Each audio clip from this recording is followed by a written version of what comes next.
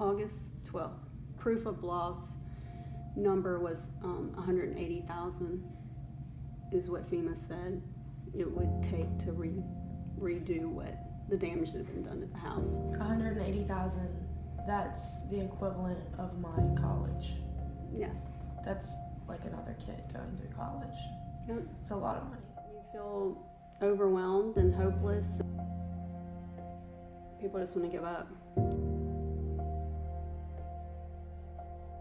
Were you impacted by the flood personally? We live on a river, on the Comeet River, and we got 14 inches in our house. We woke up, I guess probably about 8 o'clock Friday night. The water was close enough to the house, and my boss is chairman of Homeland Security, and he had, the state was starting to meet about the impact that was about to happen.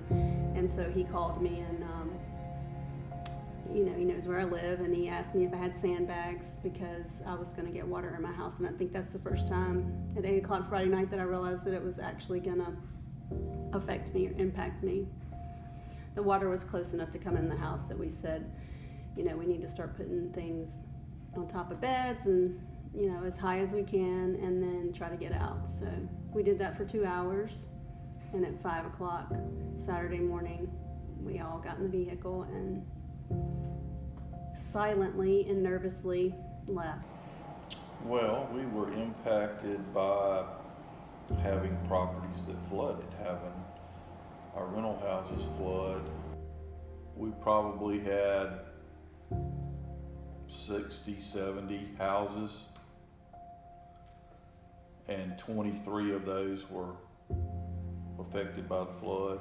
The water was already covering the roads and the driveway, so Trent had to get out of the truck and essentially walk us out of the driveway because we have deep ditches on both sides, and we didn't want to fall off the driveway and end up in a ditch. So he walked us out, and water at that point, probably toward the road, was, I don't know, it was maybe close to his waist already. And we got on the road, and there were cars that had stalled out. All you could see was like the tops of their headlights. So we knew that we couldn't get out in the car. So we watched the tops of mailboxes. We stayed in the middle of what we knew was, the road, and avoided logs and anything that was floating by. And fortunately, we're able to get out. The first thought was just how extensive it was going to be. Was it going to be localized? What area was going to be affected, and how many? So we just sat back and started getting phone calls. You're just trying to focus on the survival part initially, but still have to say, I could be losing $1 million tonight. People think it's a monumental task to recover from one. And if you have, we actually did 22 up to the end of it, up to now. It wasn't that we couldn't do it, it was just that it's instead of doing one house per month, or one or two per month is what we normally do. So if we're only working on one house, then it's new and fun and takes a few days to get to the next stage. And so half the time I'm, not pressed to be working. But when you have unlimited amount of work dumped onto you, then you're working from the minute your eyes open until you go to bed. I'm glad my mom let us stay there and put up with us and all that, but after about 4 months, though, we finished one room enough that we just stayed in the one room. You have to get in there and clean up, gutting the houses, ripping out everything that got wet, ripping out sheetrock, Most houses, 4 feet high. And another question, because I'm sure the houses that you flooded, people were living in those houses, and so they have all their belongings. So did they help work on the houses with? Not particularly, no. I guess for me personally, it was just, to have the stamina every day. And we only got 14 inches. We were fortunate. There were a lot of people that got, feet, 5-6 feet of water in their homes. But our house is only 5 years old. So we were fortunate that, we'd built at the floodplain level 5 years ago. And didn't get as much in our house. When you go out there and you create a new house, you remodel a house and it's a home for somebody.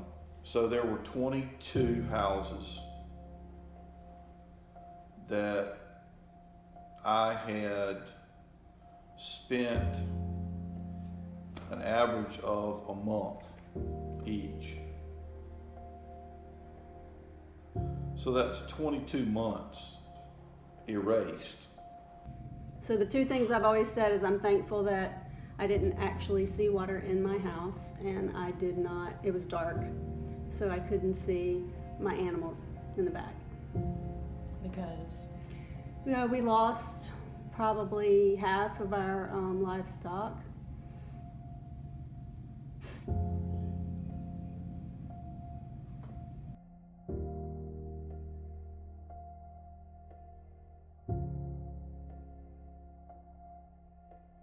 This cow, we call her water buffalo because she likes to stay in the water in this pond all the time.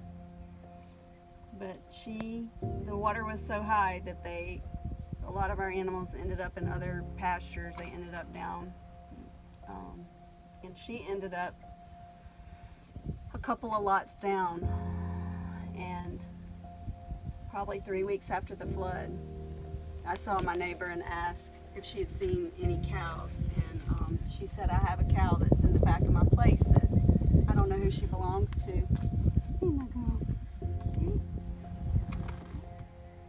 So it was her. Hey, baby. And she was scared to death she wouldn't come. She wouldn't come to us. And she was way at the back of the place. So we ended up having to get a friend that ropes and bring his cutting horse, and he had to run her all the way because she couldn't just come straight across the pasture because of the fences. He had to run her all the way down the road back over to our house. But she's back. So this is a happy ending to that story, huh? The insurance value,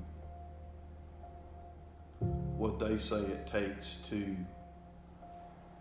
repair a flooded house, if you could say that the average would be around 40 grand. 22 times 40,000 is $880,000 worth of loss.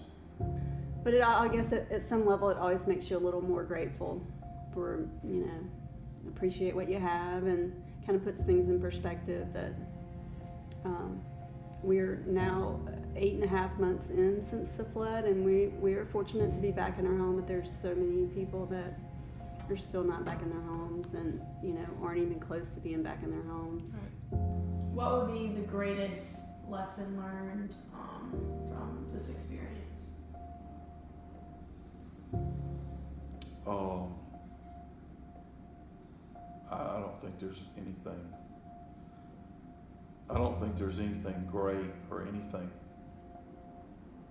It was a natural disaster.